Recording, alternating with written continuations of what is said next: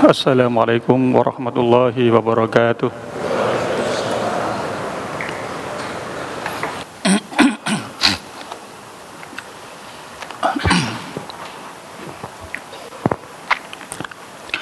Innal hamdalillah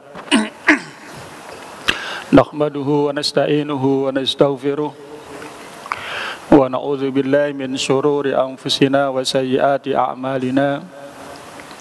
May yahdihillahu fala mudhillalah wa may yudlil fala hadiyalah. Wa asyhadu an la ilaha illallah wahdahu la syarikalah wa asyhadu anna Muhammadan abduhu wa rasuluh. Allahumma salli ala nabiyyina Muhammadin wa ala alihi wa ashabihi ajma'in. Qala Allah ta'ala, ya ayyuhalladzina amanu taqullaha haqqa tuqatih wa la tamutunna illa wa antum muslimun.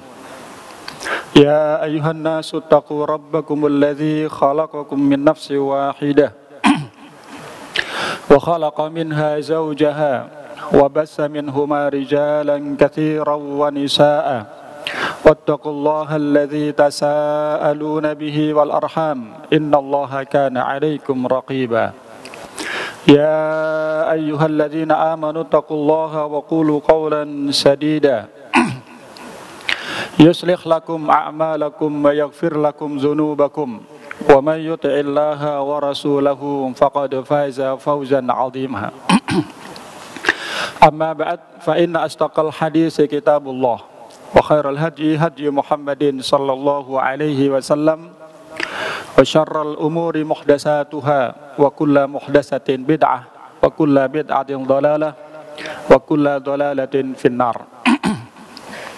Ma'asyiral muslimin, jamaah salat Jumat yang dimuliakan Allah, bersyukur kepada Allah Subhanahu wa taala atas limpahan nikmat dan rahmatnya hingga siang hari ini kita diberikan istiqamah, kita diberikan kemudahan, diberikan kemampuan dan kekuatan bisa menjalankan dan melaksanakan kewajiban kita kepadanya, salat berjamaah. Semoga segala amal ibadah yang telah kita tunaikan dan yang nanti akan kita tunaikan ikhlas karenanya diterima oleh Allah Subhanahu wa taala sebagai amal ibadah, menjadi keberkahan buat hidup kita, menjadi penerang di alam kubur kita nanti, dan semoga Allah mudahkan hisab kita nanti di akhirat, dimudahkan bisa berjumpa dengan kekasih kita Nabi Muhammad SAW di surganya. Ma'asyiral muslimin, jamaah salat Jumat yang dimuliakan Allah, tema khutbah kita hari ini adalah sunnah Qur'aniyah yang dilupakan dan terlupakan. Apa di antara sunnah-sunnah Qur'aniyah yang terlupakan dan dilupakan oleh kita? Yang pertama adalah istighfar. Kita banyak melupakan istighfar kepada Allah Subhanahu wa taala, terutama ketika kita selesai dan menyelesaikan atau telah menuntaskan satu amal ibadah kepada Allah Subhanahu wa taala. Allah Subhanahu wa taala di dalam Al-Qur'an memberikan banyak isyarat ketika seorang telah menyelesaikan satu ibadah haji, maka Allah Subhanahu wa taala perintahkan baginya untuk memperbanyak istighfar kepada Allah Subhanahu wa taala. Tsumma afidu haitsu afadan nas wastaghfirullah. Selesai melaksanakan ibadah haji, maka hendaklah memperbanyak istighfar kepada Allah Subhanahu wa taala. Ketika seseorang telah menyelesaikan sholat malam, maka ia pun diperintahkan oleh Allah untuk memperbanyak istighfar kepadanya. Kanu qalilan minal laili ma yahja'un wa bil asharihum yastaghfirun. Mereka sangat sedikit tidur malamnya dan mereka memperbanyak istighfar di waktu sahar, waktu mendekati salat subuh. Mereka memperbanyak istighfar kepada Allah Subhanahu wa taala. Di akhir surat Al-Muzammil, Allah Subhanahu wa taala juga memerintahkan kepada orang yang telah menyelesaikan salat, telah menyelesaikan infak sedekah, diperintahkan juga untuk istighfar kepada Allah Subhanahu wa taala. Wastaghfirullah, innallaha ghafurur rahim. Perbanyak istighfar kepada Allah. Kemudian ketika Allah Subhanahu wa taala telah menyempurnakan kemenangan buat nabinya, Allah berikan kemampuan untuk berjihad. Kemudian banyak manusia yang berbondong-bondong masuk Islam. Setelah itu Allah perintahkan kepada Nabi kita Muhammad sallallahu alaihi wasallam untuk beristighfar kepadanya. Fasabbih bihamdi rabbika wastaghfir innahu kana tawwaba. Jamaah sekalian, ini syariat Al-Qur'an.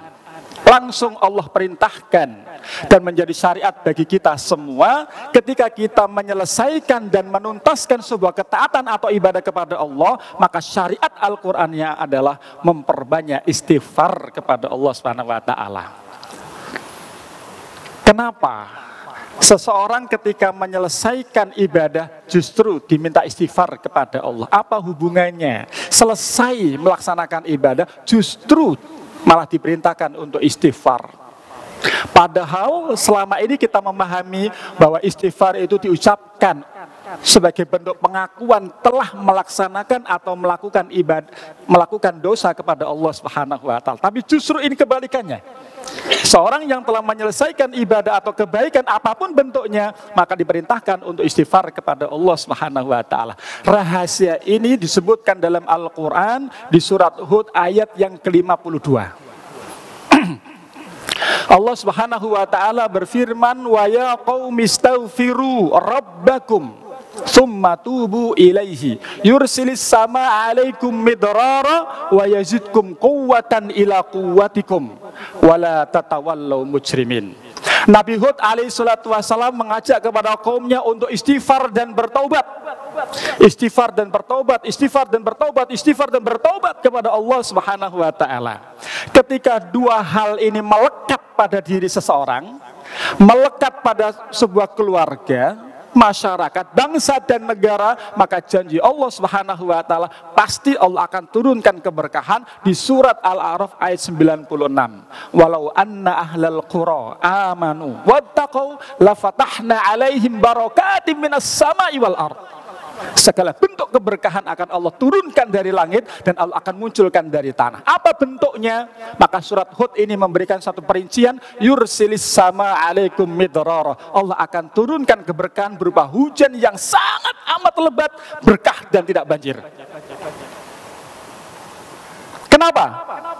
Para ulama tafsir kemudian menyebutkan karena penduduknya istighfar senantiasa bertaubat kepada Allah Subhanahu wa taala, maka keberkahannya dari langit Allah berikan turun hujan yang lebat, berkah tidak banjir. Kemudian yang kedua, wa yazidkum quwwatan ila quwwatikum. Allah Subhanahu wa taala akan memberikan dan akan menambahkan satu kemampuan, satu kekuatan di atas kekuatan yang sudah Allah berikan. Ini yang menjadi hal perkara penting yang harus kita betul-betul pahami, jamaah sekalian. Allah berjanji bagi siapa saja yang mau istighfar dan bertaubat kepada Allah, Allah akan mampukan, Allah akan tambahkan kemampuan, Allah akan tambahkan kekuatan padanya di atas kekuatan yang sudah Allah Subhanahu wa taala berikan. Semakin istighfar, semakin bertobat, semakin Allah tambahkan kekuatan, semakin Allah tambahkan kekuatan, semakin Allah tambahkan kemampuan. Apa hubungan antara istighfar dalam ayat ini dengan perintah Allah Subhanahu wa taala setelah menyelesaikan ibadah supaya beristighfar? Maknanya yang paling mendalam adalah supaya kita diberikan istiqomah sampai husnul khotimah. Bagaimana bisa istiqomah sampai husnul khotimah? Kita membutuhkan dua kemampuan dan kekuatan. Kemampuan rohani juga kemampuan jasmani. Hanya satu yang bisa menurunkan kemampuan jasmani dan rohani dalam Al-Quran, yaitu memperbanyak istighfar kepada Allah Subhanahu wa taala. Jamaah sekalian yang dimuliakan Allah Subhanahu wa taala, Jadi sekali lagi, istighfar adalah asbab Allah Subhanahu wa ta'ala menurunkan kemampuan, kekuatan bagi seorang hamba untuk bisa istiqomah dari ruhiyahnya, kekuatan fisik dalam menjalankan amal ibadah kepada Allah Subhanahu wa ta'ala. Tanpa itu mustahil kita bisa mendapatkan kekuatan, keistiqomahan, baik jasmani ataupun rohani. Apa dan siapa contohnya? Contoh yang disebutkan di dalam Al-Quran adalah Nabi Yunus. Nabi Yunus alaihissalatu wassalam, ketika beliau meninggalkan kaumnya karena asbab tertentu, lalu kemudian setelah meninggalkan kaumnya, beliau mendapatkan ujian dari Allah Subhanahu wa ta'ala. Disebutkan di dalam surat As-Saffat, Allah Subhanahu wa ta'ala berfirman, "Falaula annahu kana minal musabbihin." Andai kata Yunus alaihissalatu wassalam sebelum peristiwa itu terjadi bukan termasuk golongan orang-orang yang musabbih. Siapa yang dimaksud dengan musabbih? Musabbih pada ahli tafsir ada menyebutkan adzakirinallah, orang yang senantiasa zikir, ingat, istighfar kepada Allah Subhanahu wa ta'ala. Andai kata Yunus bukan termasuk ahli zikir sebelum peristiwa itu terjadi, maka hukuman Allah lalabisa fi batnihi ila yaumi yub'atsun. Niscaya perut ikan yang menelannya itu akan menjadi kuburan baginya sampai hari dibangkitkan. Berapa lama? Sejak peristiwa itu terjadi sampai nanti hari kiamat, berapa lama? Karena banyak istighfar yang ia ucapkan, karena pertaubatan yang ia lakukan, maka gak lama musibah itu diangkat oleh Allah Subhanahu wa ta'ala. Ini bukti nyata, bukti yang disebutkan dalam Al-Quran dan kita wajib yakin. Buat apa yakin kalau gak praktek? Kalau yakin gak praktek, gak yakin juga.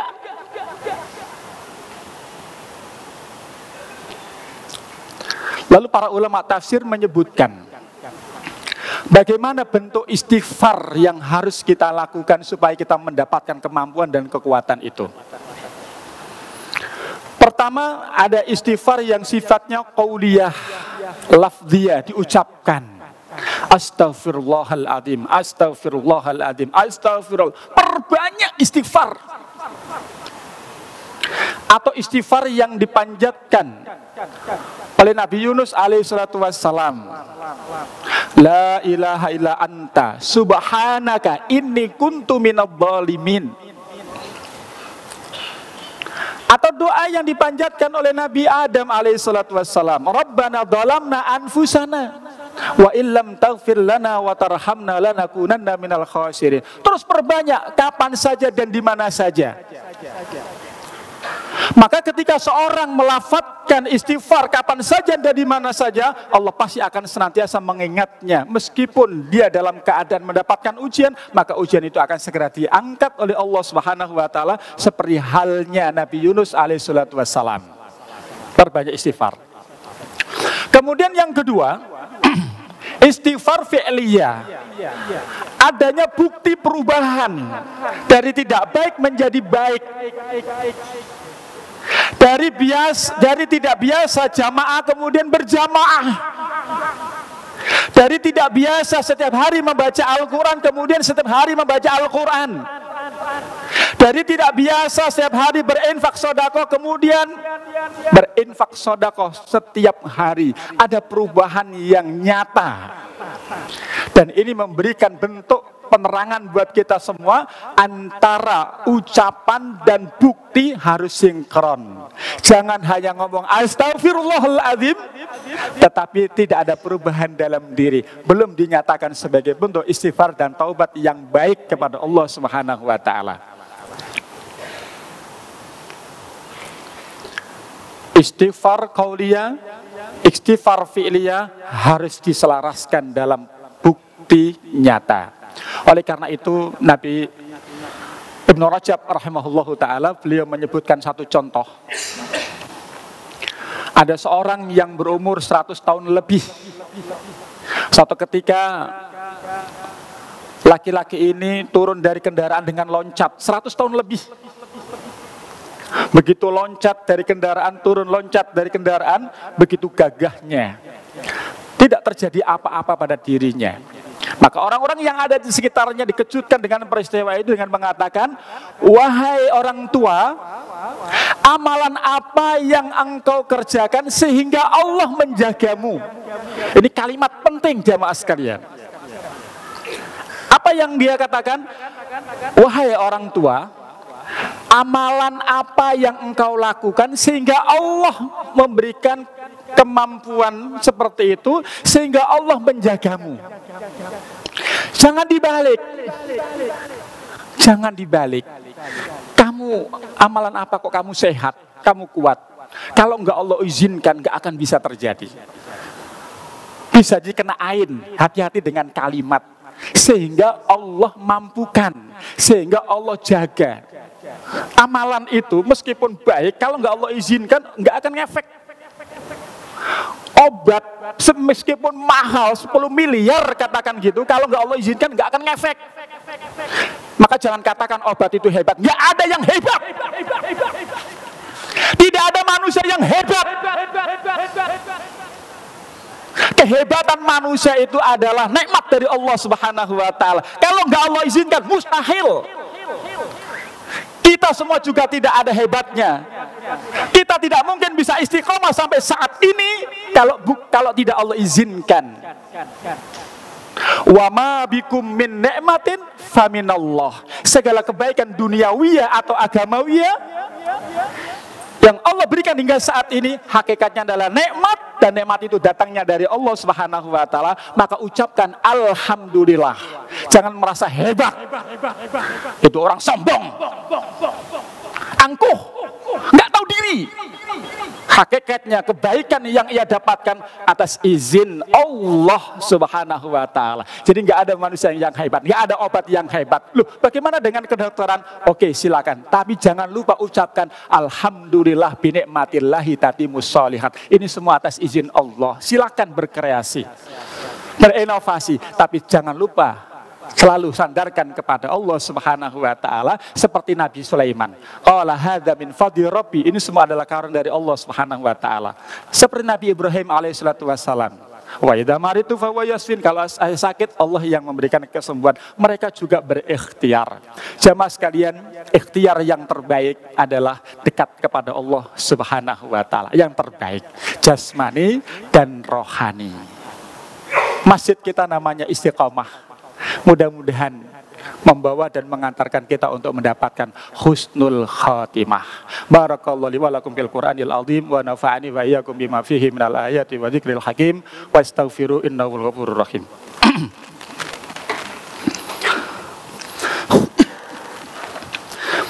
Alhamdulillah wassalatu wassalamu ala Rasulillah wa ala alihi wa ashabihi ajmain. Ma'asyiral muslimin, jamaah salat Jumat yang dimuliakan Allah Subhanahu wa taala.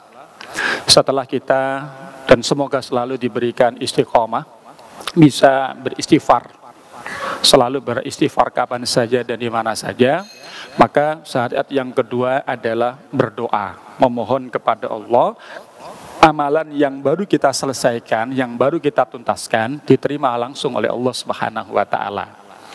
Di mana syariatnya ini adalah syariat Nabi Ibrahim alaihissalatu wassalam di surat Al-Baqarah ayat 127. Allah Subhanahu wa taala berfirman, wa idz yarfa'u Ibrahimul qawa'ida minal baiti wa Ismailu rabbana taqabbal minna innaka antas samiul alim. Ingatlah ketika Nabi Ibrahim dan putranya Ismail alaihissalatu wassalam meninggikan pondasi Ka'bah. Lalu kemudian keduanya berdoa, Rabbana taqabbal minna. Kapan mereka berdoa itu? Maka ulama tafsir menyebutkan doa Rabbana taqabbal minna bina'ana, ketika selesai dan menyelesaikan pekerjaan itu. Ini menjadi syahadat kepada kita bahwasanya apapun amalan kebaikan yang telah kita kerjakan, apapun bentuknya, Kita selalu mohon kepada Allah, Rabbana taqabbal minna. Ya Allah, terimalah amalan yang baru saja saya lakukan ini. Terimalah sebagai amal soleh yang menjadi kebaikan buat kami, dan seterusnya. Kenapa mesti harus berdoa seperti itu? Rahasianya diungkap oleh Allah Subhanahu wa taala di surat ke-51 ayat 56. Wa ma khalaqtul jinna wal insa illa liya'budun, dan tidaklah aku ciptakan jin dan manusia kecuali hanya untuk ibadah. Berarti setiap detik yang kita lalui, menit, jam, hari, pekan, bulan, tahun, semua isinya adalah dalam rangka untuk ibadah kepada Allah Subhanahu wa taala. Kita tidak ingin masuk dalam ayat yang disindir oleh Allah Subhanahu wa taala di surat Al-Asr, wal asr, demi masa, demi waktu yang dilalui oleh manusia. Innal insana lafi khusrin. Allah pastikan, pasti ada pada setiap aktivitas yang dilakukan oleh seorang 24 jam itu, dari 24 jam itu pasti ada, entah 1 detik, 1 menit, 1 jam, 1 hari, 1 pekan, 1 bulan, pasti ada yang gak manfaat. Pasti ada yang gak manfaat. Pasti ada yang gak manfaat. Tinggal kita mau introspeksi atau tidak. Kalau Allah pastikan, pasti terjadi.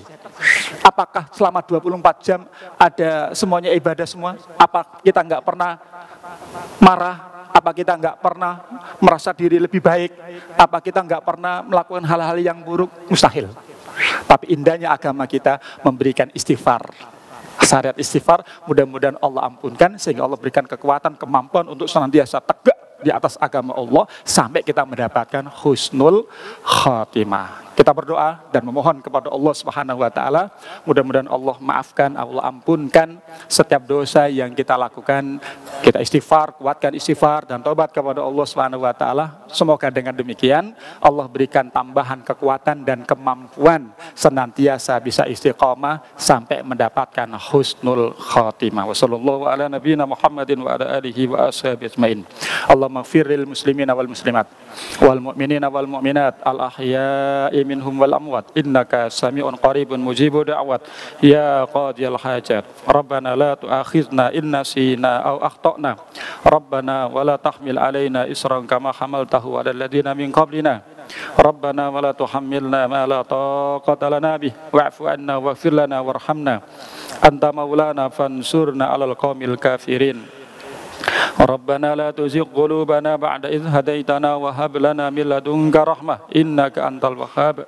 Rabbana hab lana min azwajina wa dhurriyyatina qurrata a'yun waj'alna lil muttaqina imama. Allahumma aslih ahwalal muslimina wal mu'minina wal mujahidina fi kulli makan wa zaman. Allahumma aslih ahwalal muslimina wal mu'minina wal mujahidina fi kulli makan wa zaman. Allahumma shfi mardana wa mardal muslimin. Allahumma shfi mardana wa mardal muslimin. Allahumma shfi mardana wa mardal muslimin wa ad'im ja'i'ahum Rabbana atina fid dunya hasanah wa fil akhirati hasanah wa qina adzabannar. Aqimissalah.